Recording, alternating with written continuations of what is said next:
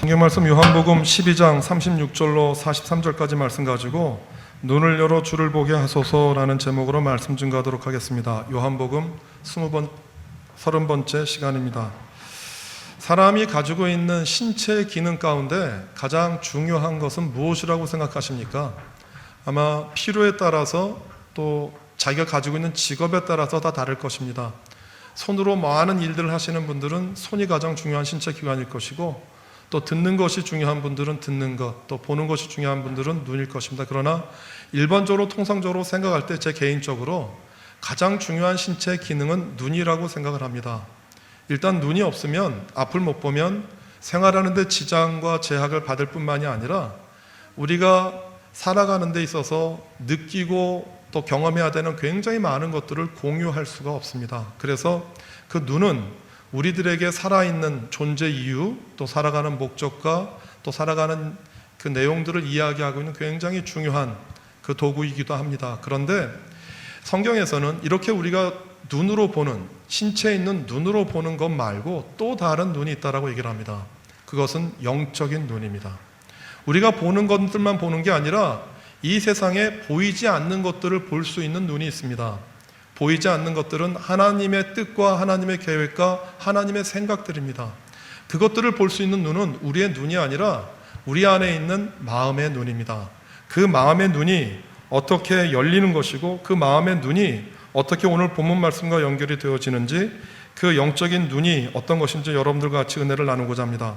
첫 번째로 영적인 눈이 열려야 예수님을 만날 수 있습니다. 우리는 계속해서 예수님께서 공생애를 마치시기 마지막 일주일 동안 일어났던 사건들을 계속해서 보는데, 예수님이 마지막 일주일을 어떤 마음으로 지내셨을 것이라고 생각을 하십니까? 이제 일주일이 있으면 십자가를 지는 마지막 순간이 다가옵니다. 이제 예수님 십자가에 못 박히셔야 되고 죽으시고 운명하셔야 합니다.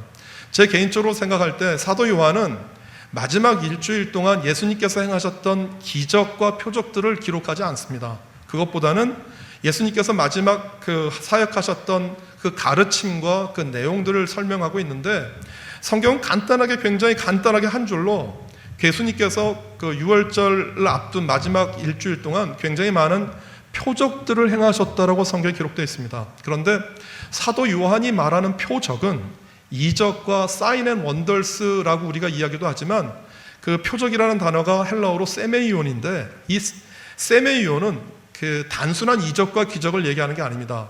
한 사람이 병이 나았다, 한 사람이 눈을 떴다, 한 사람이 일어섰다라고 하는 그 기적 자체만을 이야기하는 게 아니라, 사도 요한이 말한 표적은 안진뱅이가 일어나고 눈을 뜬 사건을 통해서 누가 드러났다라고 말을 하는 겁니까?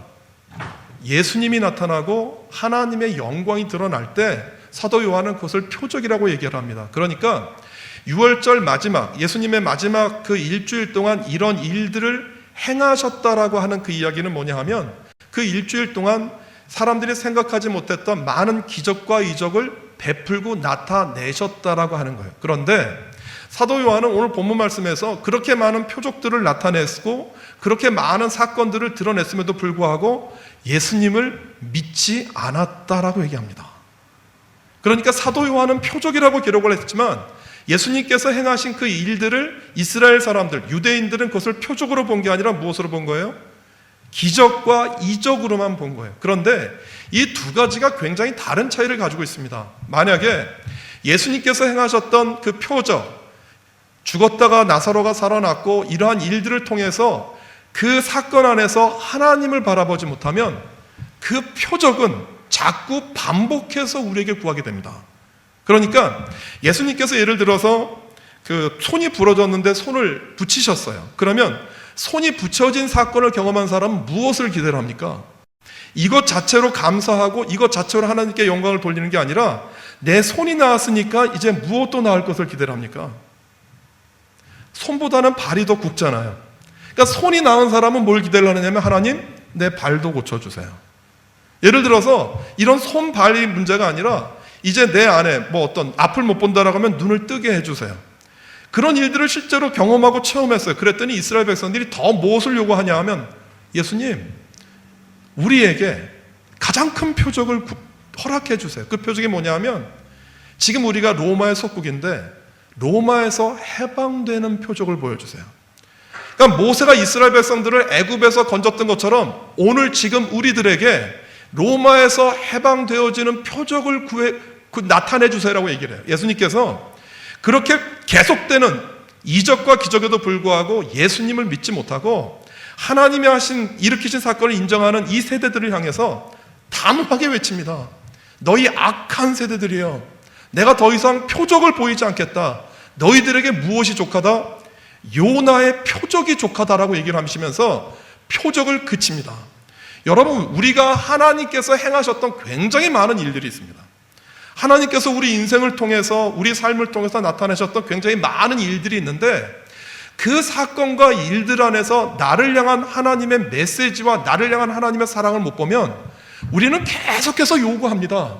이것도 요구하고 저것도 요구하고. 그런데 그 표적이 나의 이해관계에 맞물리고 그 표적이 나의 욕심과 맞물리면 그 표적은 절대 나를 만족시킬 수 없습니다.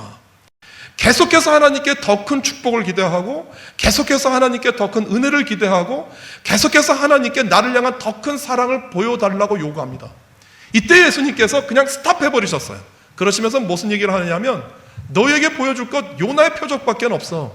요나의 표적이 뭐냐 하면 고래 뱃속에서 요나가 들어갔다가 토해져서 니느웨 성에 갔다라고 하는 그 자체가 귀한 게 아니라 그 요나의 표정을 통해서 결국 나타내신 게 무엇입니까? 그 니느웨 성에 있는 사람들을 구원하셨다라는 사건이거든요. 그러니까 예수님께서 하신 말씀은 요점은 이거예요. 너희들이 그 표적을 통해서, 이적과 기적을 통해서 무엇을 보아야 된다? 하나님께서 우리를 사랑하신다라고 하는 구원과 그 메시지를 봐야 되는데 그것을 너희들이 못 본다라고 하는 거예요. 못 본다. 너희들이 안 본다. 너희들이 보지 않는다. 그러면서 주님께서 그 이어가는 말씀 가운데 그 이사야 선지자가 얘기했었던 예언들을 이어나가십니다. 오늘 여러분들에게 드리는 도전은 바로 이것입니다.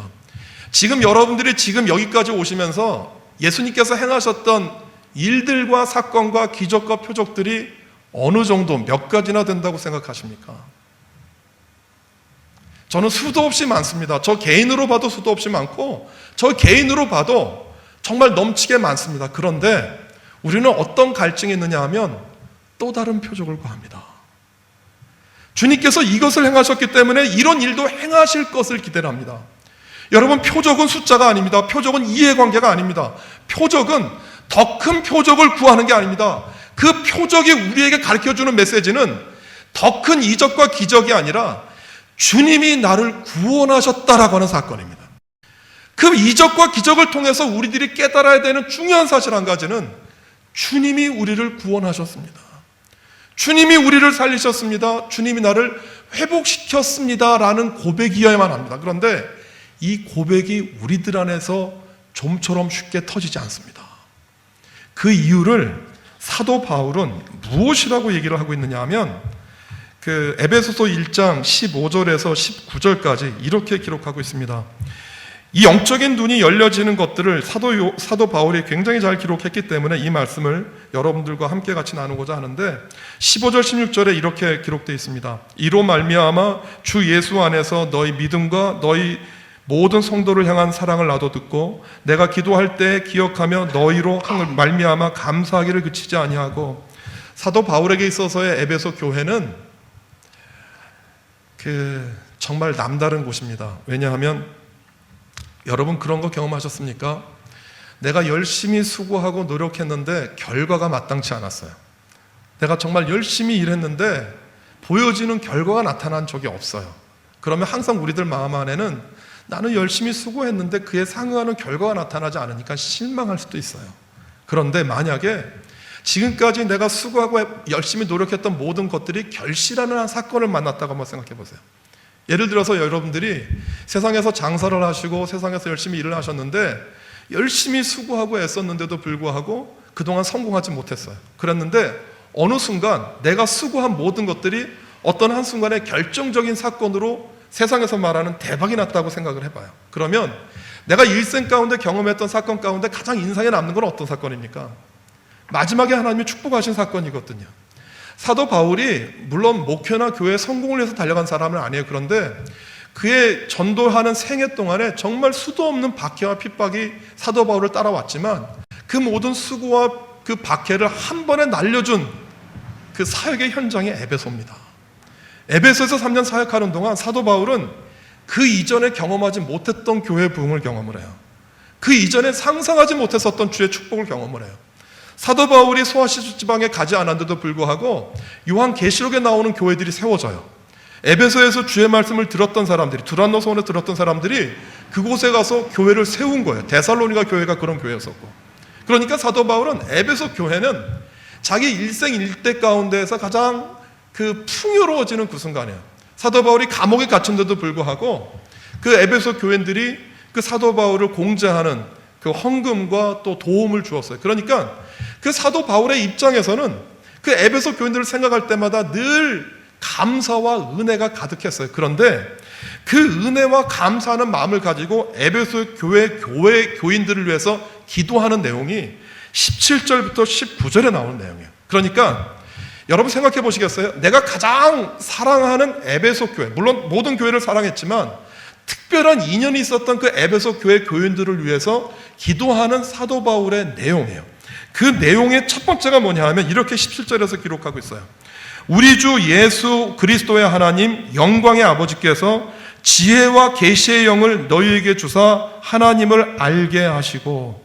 여러분, 이 말이 의미 있는 것은 뭐냐 하면 지금 에베소 교회에 있는 사람들이 하나님을 압니까 모릅니까?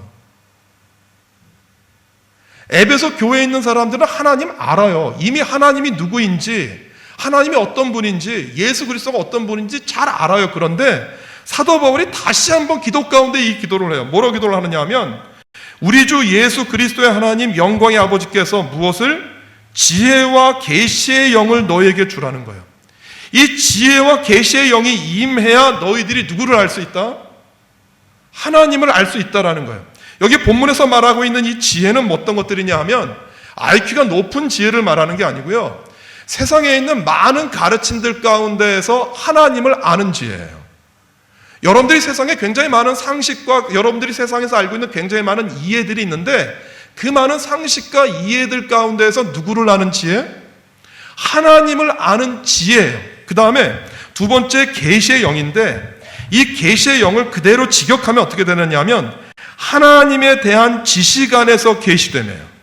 무슨 얘기냐 하면 계시는 감추어졌던 것들이 열린다라는 뜻이에요. 그 원어가. 그런데 이 계시가 어떤 거냐 하면 내가 이미 이전에 하나님을 알고 있었던 것인데 그것이 깨달아지는 거예요.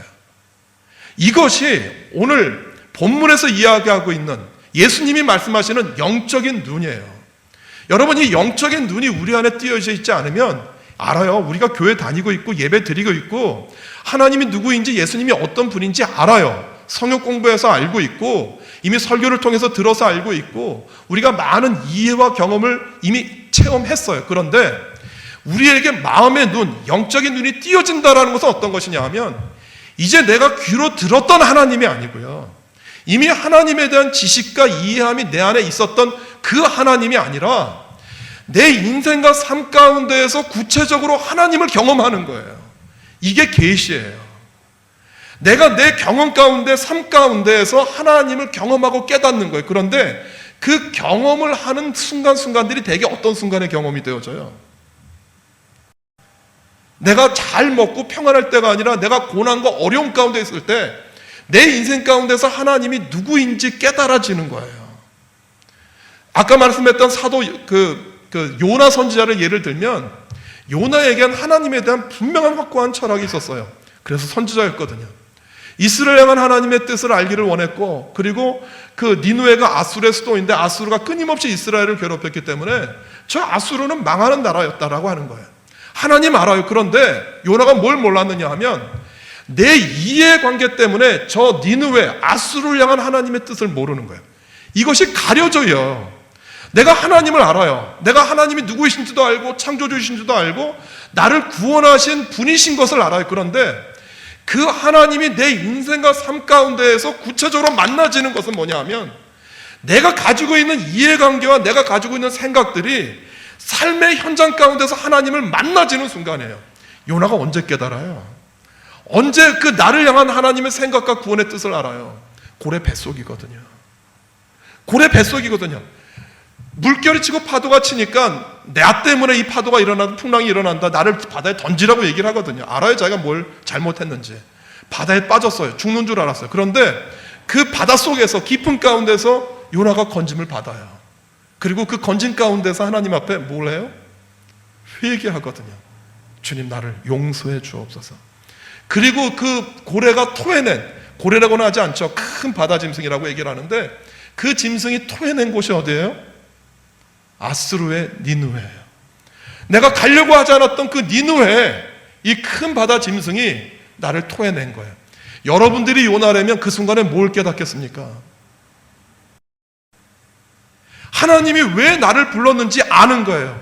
여러분들이 인생을 사시다가 고난이 오고 어려움이 오고 내 병든 몸이 오고 아픈 과정이 온다라고 하면 그 과정을 통해서 하나님이 우리에게 당신을 알려주는 정말 귀한 레슨 장소인 거예요. 그 순간에 하나님이 만나지고 경험되어지고 깨달아져야만 돼요. 이것이 하나님을 안다라고 하는 알매예요. 오늘 우리들에게 이 마음의 눈이 띄어지길 원한다는 것은 뭐냐면, 내 마음 안에 이미 알고 있는 그 하나님이 내 인생과 삶을 통해서 경험되어지고 체험되어지고 만나야 되는 거예요.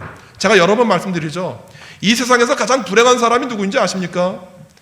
이 세상에서 가장 불쌍한 사람은 거지도 아니고요, 밥을 못 먹는 사람도 아니고 신체가 불구한 사람도 아닙니다. 이 세상에서 가장 불행한 사람은 내 인생과 삶의 고난의 현장 가운데서 하나님 만나지 못하는 사람입니다. 그 순간은 하나님을 만나는 정말 귀한 장소인데 그 순간에 하나님을 만나지 못한다라고 하면 그건 정말 불행한 삶입니다. 오늘 사도 바울이 사랑하는 에베소 교인들을 향해서 그렇게 얘기를 해요. 너희의 마음의 눈이 밝아져서 너희에게 지혜와 계시의 정신이 있어서 그 하나님 알게 해달라고 얘기를 해요. 그 하나님을 알게 되어지면 그 다음 우리에게 나타나는 현상이 뭔지 아십니까? 그 말씀이 18절에 나옵니다. 우리 같이 한번 읽어볼까요? 시작. 너희 마음의 눈을 밝히사 그의 부르심의 소망이 무엇이며 성도 안에서 그 기업의 영광이 풍성이 무엇이며. 자, 보세요. 하나님을 향할, 이 세상을 가운데에서 하나님을 바라볼 수 있는 마음의 눈이 밝아지면 그 다음에 무엇이 깨달아진다라고요? 그의 부르심이에요. 우리의 마음의 눈, 우리 인생 가운데에서 하나님의 뜻이 무엇인지, 나를 향한 하나님의 계획이 무엇인지 깨달아지면 이상해요. 나를 향한 하나님의 생각이 깨달아지면 그 다음에 내가 알게 되어지고 이해되어지는 것은 나를 부르신 하나님의 뜻이 이해가 되어지는 거예요. 내가 이 세상에 왜 왔는지, 내가 뉴질랜드에 왜 왔는지, 내가 예동교회에 왜 속해서 신앙생활 하는지, 내가 왜 아무개의 아내가 되었고 남편이 되었고 아빠 엄마가 되었는지, 나를 향한 하나님의 그 부르심의 뜻을 안다라는 거예요. 여러분, 하나님께서 우리를 부르셨다라고 하는 그 부르심은 저절로 깨달아지는 것이 아니라 내가 하나님을 알게 되어질 때 하나님이 우리에게 비춰주시는 빛이에요. 그 빛이 우리들에게 비춰질 때 우리 인생과 우리 삶을 향한 하나님의 생각을 알게 되어져요. 얼마 전에 그 배재철 교수라고 하는 분이 NHK의 2시간짜리 다큐멘터리 그 프로그램에 방송이 되어지면서 한국에 소개되어졌고, 또 그것이 많은 사람들에게 영향을 미쳐서 더 테너 리코크 스핀토라고 하는 영화까지 만들어졌어요. 그 유지태 씨가 주연을 했는데 저 봤습니다. 그 굉장히 감명적인 영화였었어요. 영화의 내용은, 그 다큐멘터리 내용은 이렇습니다. 이 배재철 씨가 어렵게 고학했습니다. 정말 어렵게. 그 음악을 하려면 부자였는데 가난했기 때문에 정말 어렵게, 그러면서 공군에 입대했는데 그 비행장에서 근무를 했대요. 그러면서 공군에서 근무하는 동안에 이 사람 목소리가 튀었는데 공군 활주로의 비행기들이 얼마나 시끄럽게 소리가 나요. 근데 노래하는 가수들은, 저도 노래 연습을 가끔 하다 보니까 어느 장소가 부족하냐 하면 소리를 질러야 되는데 소리 지를 장소가 없어요. 마음 먹고 집에서 저도 한번 노래를 부른 적이 있어요. 그 발성을 한번 해본 적이 있는데 그 집에 있는 사람들이 다 나왔어요. 지금 뭐 하는 거냐고. 제일 먼저 뛰쳐나온 건 요한이고 그 다음에 뛰쳐나온 건 제 아내. 지금 제정신이냐고. 노래가 안 돼요, 혼자서는. 그러니까 발성을 하려고 하면 넓은 장소, 소리를 마음껏 질러도 괜찮은 장소인데 이 분이 거기서 근무하면서 소리를 완전히 튀어버린 거예요. 그리고 나왔더니 소리가 달라졌어요. 그리고 유학을 가게 되어졌고 독일에서 테너 가수가 되었는데 더 타임즈가 그렇게 얘기를 했더라고요. 100년에 한 번 나올까 말까 한 가수. 그런데 어느 날 쓰러졌어요. 병원에 입원을 했는데 검사를 하다 보니까 갑상선 세매에 암이 퍼진 거예요. 갑상선 암이 되게 전이가 안 되는 암이에요.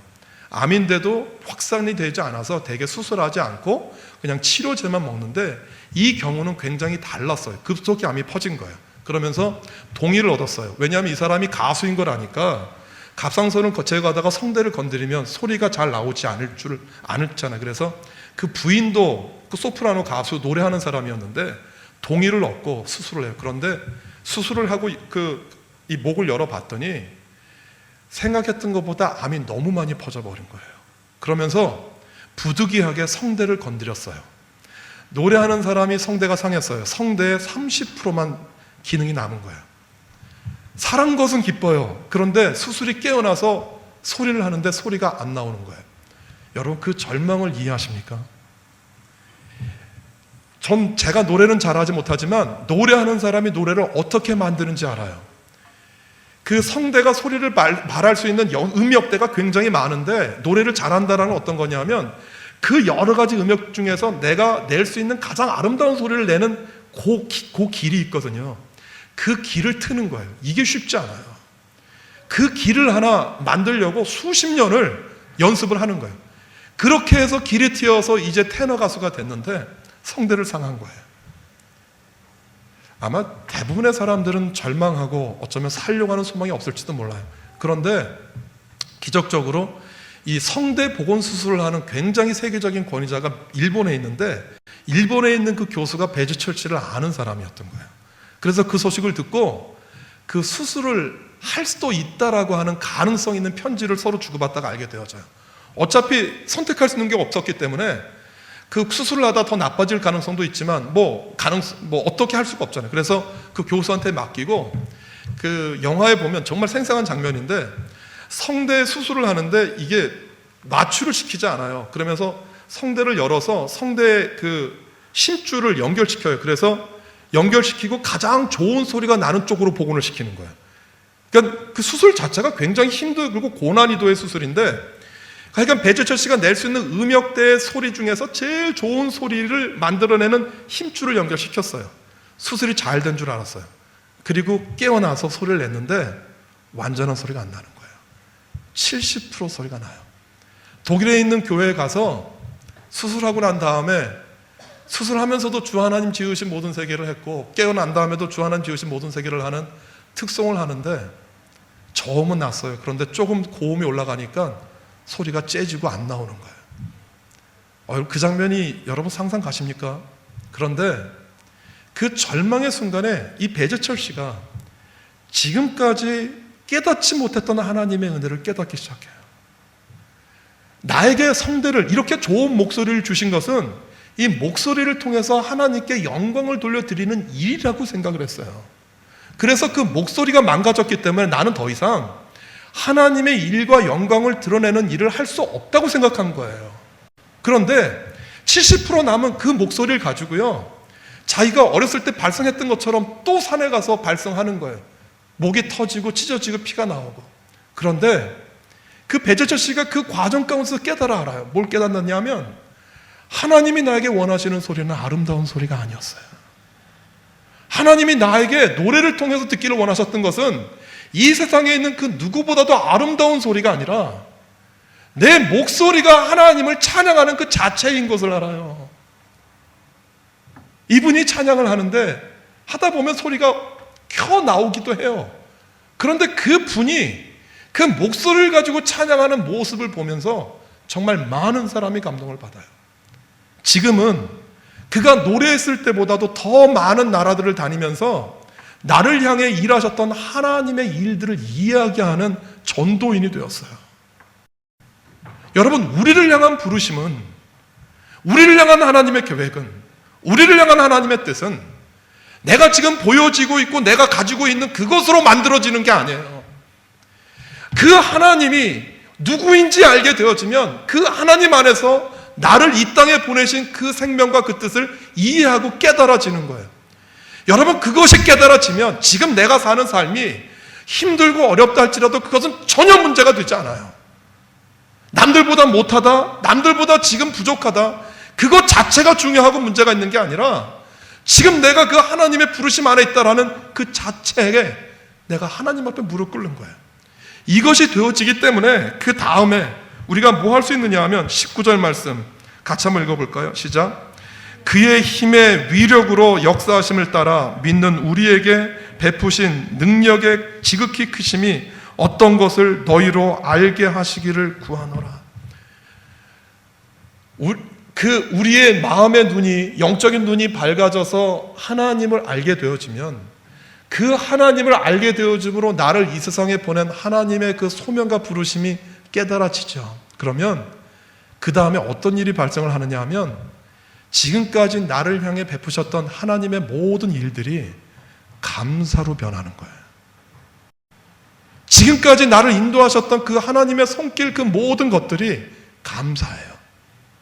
망한 것도요, 내가 지금 병이 든 것도요, 내가 지금 아픈 것도요, 내가 지금 힘든 것도요, 내가 뭔가를 결정해야 되는데 그 결정을 바르게 잘 할 수 없는 일도요, 세상의 눈으로 보면 이거는 불행한 삶인데 나를 향한 하나님의 계획과 은혜 가운데서 바라보니까 이 모든 것들이 전부 감사라는 거예요. 오늘 바울이 에베소 교회 교인들을 향해서 이 믿음의 눈이 띄어지고 영적인 눈이 띄어지게 해달라는 그 내용의 깊이가 어떤 것인지 상상하십니까? 제가 똑같은 강도로 오늘 예배에 참석하신 사랑하는 여러분들에게 부탁드립니다. 여러분, 여러분들을 향한 하나님의 뜻, 이 세상을 바라보는 하나님의 그 영적인 눈이 띄어지셔야 합니다. 그 눈이 띄어져야 나를 향한 하나님의 부름, 이 세상을 향한 하나님이 우리에게 베푸셨던 감사가 회복됩니다. 이 은혜가 우리 모두에게 있기를 주의 이름으로 부탁드립니다. 기도하겠습니다.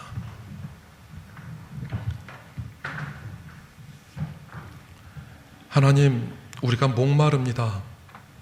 표적 때문에 목마르고 내가 간절히 기도하는 내용이 있는데 응답되지 않아서 목마르고 내가 구하는데도 불구하고 이루어지지 않아서 답답해합니다.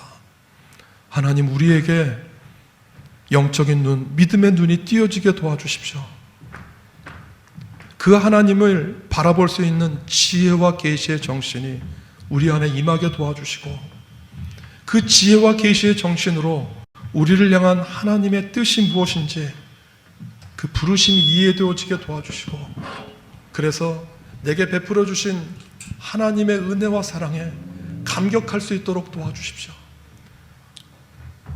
비록 우리가 원하는 것이 이루어지지 않았다 할지라도, 내 병이 아직 낫지 않았다 할지라도, 내가 원하고 바라는 것만큼 우리의 자녀들이 잘 자라지 못하는 것처럼 보여도 내가 아직까지 무엇인가를 소망하는데 그 소망이 아직까지 이루어지지 않았다 할지라도 그 모든 것들을 향한 하나님의 감사함과 사랑이 어떤 것인지 깨닫고 볼 수 있는 그 믿음의 눈이 다 띄어질 수 있도록 주님 축복하여 주옵소서.